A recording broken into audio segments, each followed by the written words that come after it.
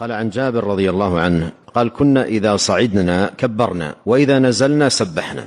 لعلي أنبه هنا على أمر يحسن التنبيه عليه. الآن وسائل النقل اختلفت عن المركوبات القديمة أو الإبل والخيل.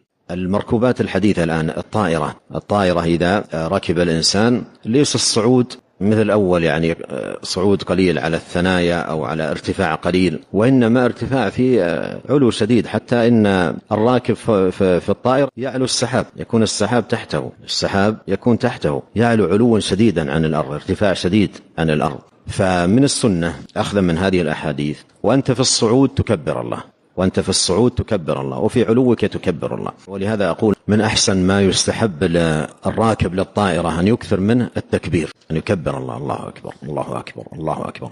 من أحسن ما يعتني به الراكب للطائرة أن يكبر الله.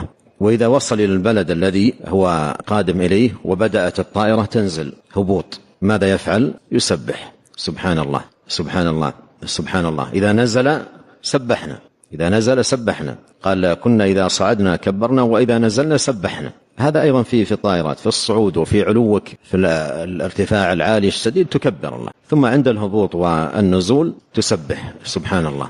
والتكبير في العلو في حكمة ذكرها أهل العلم، لأن النفس مثل ما قدمت ضعيفة، ولما يرى الإنسان نفسه في العلو ويرى السيارات والناس والأشياء صغيرة جدا، يرى نفسه ماذا؟